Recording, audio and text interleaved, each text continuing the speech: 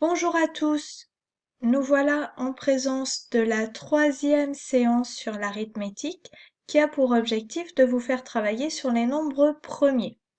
Dans l'exercice 37, grâce à vos critères de divisibilité et à la division euclidienne, vous avez repéré les nombres premiers inférieurs à 100.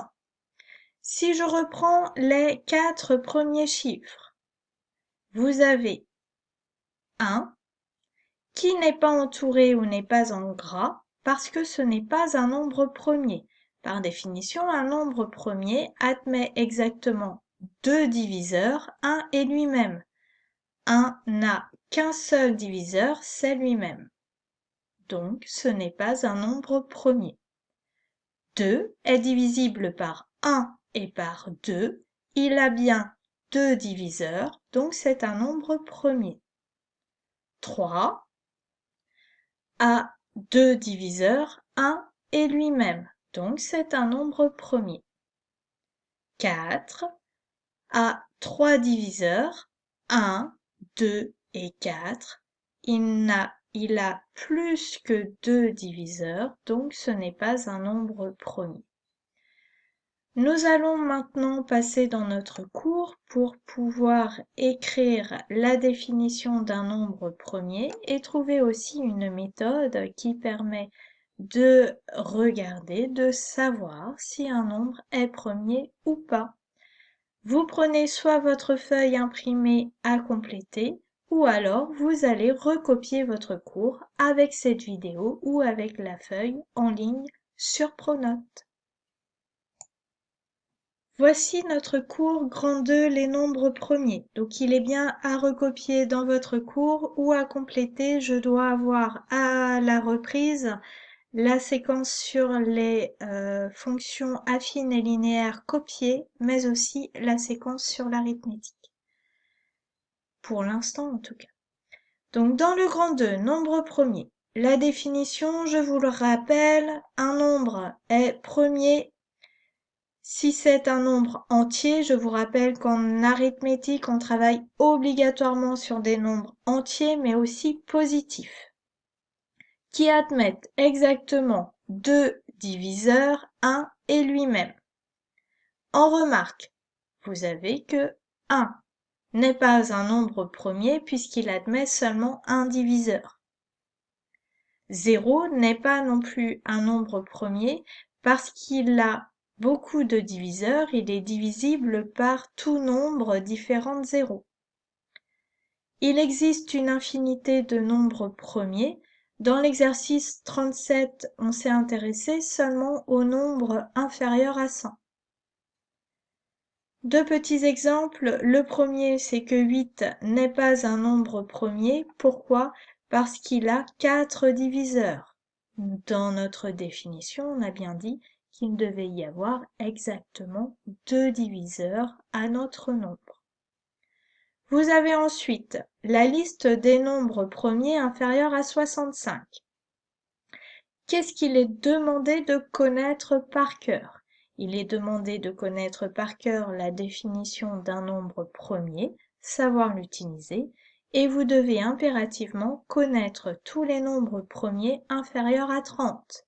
Je récapitule, vous devez savoir que 2, 3, 5, 7, 11, 13, 19, 17, 23 et 29 sont des nombres premiers. Dans le petit 2, vous avez une méthode qui vous permet de savoir si un nombre est premier lorsque ce nombre est supérieur ou égal à 2. On sait déjà que 2 est un nombre premier, donc inutile d'utiliser cette méthode pour le chiffre 2.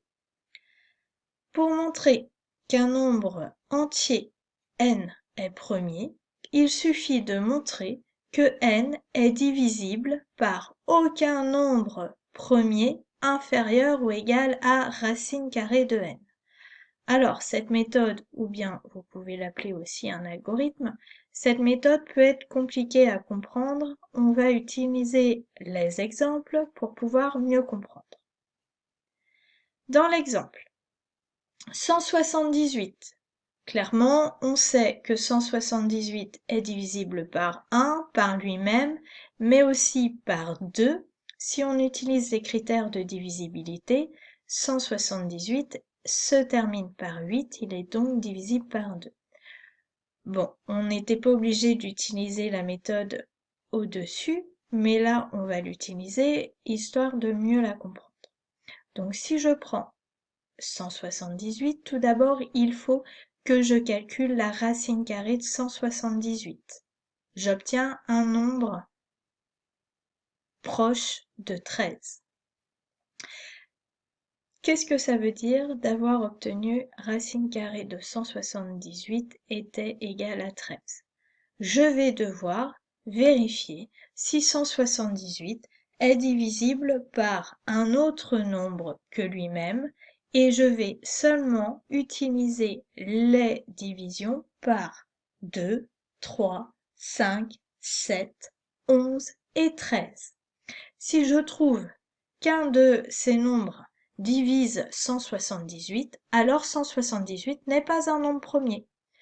Bon, là, on sait que 178 est divisible par 2, il est donc au moins divisible par 3 nombres, 1, lui-même et 2. Donc, ce n'est pas un nombre premier. Prenons maintenant l'exemple de 157. Pareil, je démarre par calculer la racine carrée de 157. J'obtiens un nombre équivalent, en tout cas une valeur approchée, à 12. Je dois vérifier si 157 est divisible par 2, par 3, par 5, par 7 et par 11. S'il est divisible par aucun de ces nombres, alors 157 sera un nombre premier.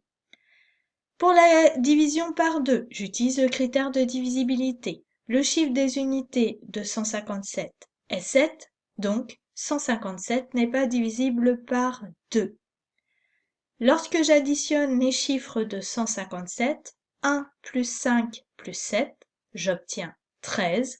13 n'est pas un multiple de 3, donc 157 n'est pas divisible par 3. 157 a pour chiffre des unités 7, donc 157 n'est pas divisible par 5. Pour savoir si 157 est divisible par 7 ou par 11, on va utiliser la calculatrice, on va utiliser la division euclidienne. Lorsque je divise 157 par 7, le reste de ma division euclidienne n'est pas nul, n'est pas 0, donc 157 n'est pas divisible par 7.